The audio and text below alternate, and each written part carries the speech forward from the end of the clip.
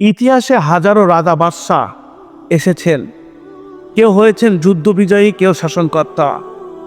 কিন্তু এমন শাসক কজন আছেন যিনি প্রজার ক্ষুধা দেখলে রাতে ঘুমাতে পারতেন না, যিনি নিজের কাঁধে খাদ্যের বস্তা বহন করে পৌঁছে দেন এক গরিব বিধবার ঘরে?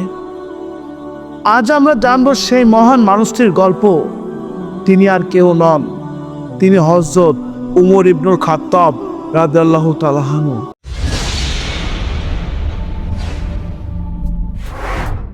ইসলামের দ্বিতীয় খলিফা হযরত উমর রাদিয়াল্লাহু তাআলা আনহু ছিলেন রাসূল সাল্লাল্লাহু আলাইহি ওয়াসাল্লামের একজন ঘনিষ্ঠ সাহাবী।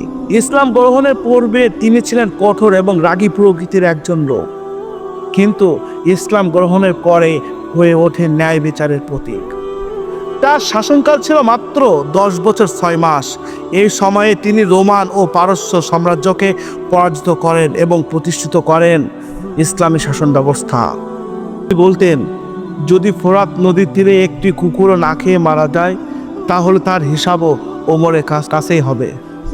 এক রাতে উমর রাদিয়াল্লাহু তাআলা আনহু নগর পরিদর্শনে বের হলেন তার সঙ্গী আসলামের সাথে। তার নিয়ম ছিল জনগণের অবস্থা জানার জন্য রাতে ছদ্মবেশে শহর ঘুরে বেড়াতেন। এই রাতে তিনি দেখতে পান এক মহিলা তার ছোট বাচ্চাদের ঘিরে বসে আছেন, চুলায় কিছু ফুটাচ্ছেন আর বাচ্চারা কাঁদছে ক্ষুধায়।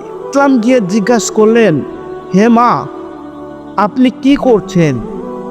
মহিলা জবাবে উত্তর দেন, পাথর ফুটাচ্ছে যাতে বাচ্চারা মনে করে কিছু রান্না হচ্ছে, এভাবে ওরা ঘুমিয়ে পড়বে একটা সময়। মহিলা কাঁদতে কাঁদতে বললেন, আমাদের খলিফা ওমর, সে কেমন শাসক, সে কি জানে না আমরা না খেয়ে আছি? ওমর রাদিয়াল্লাহু তাআলা আনহু পাশে থেকে সব শুনছিলেন। কথা শুনে তার দু চোখ বেয়ে জল অঝরে ঢলে পড়ছিল। তিনি সোজা চলে গেলেন বাইতুল মাল, অর্থাৎ রাষ্ট্রীয় খাদ্য গুদামের দিকে। বাইতুল মাল থেকে নিজে হাতে খাদ্য, তেল, চিনি ও চুলার কাঠ সংগ্রহ করলেন। তার সঙ্গী আসলাম বললেন, আমার কাঁধে উঠিয়ে দিন, আমি নিয়ে যাই।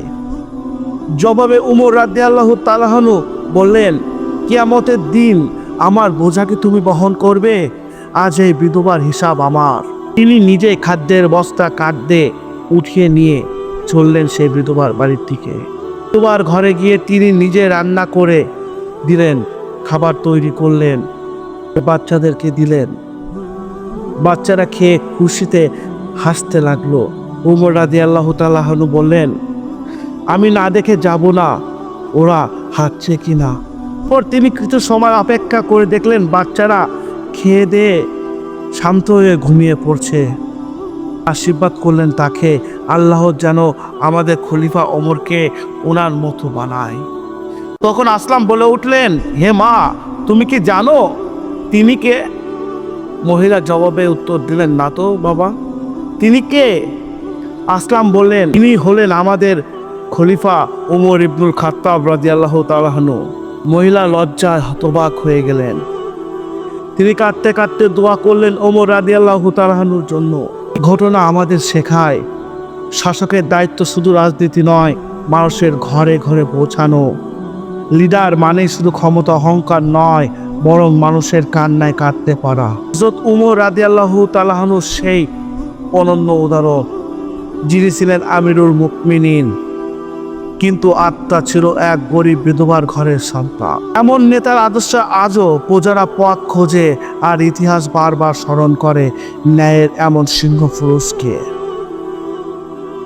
এই ভিডিওটি যদি আপনাদের হৃদয় ছুঁয়ে যায়, তাহলে অবশ্যই সাবস্ক্রাইব করবেন, লাইক কমেন্ট দিয়ে সাথে থাকবেন, বেল আইকনটি চেপে দিবেন। আমরা এমন নেতা চাই যিনি রাতের আধারে প্রজাদের কান্না বোঝে। ইতিহাসে এরকম হৃদয় ছোঁয়া গল্প পেতে ভয়েস ভিডিও অফিসিয়াল চ্যানেলটিকে সাবস্ক্রাইব করবে।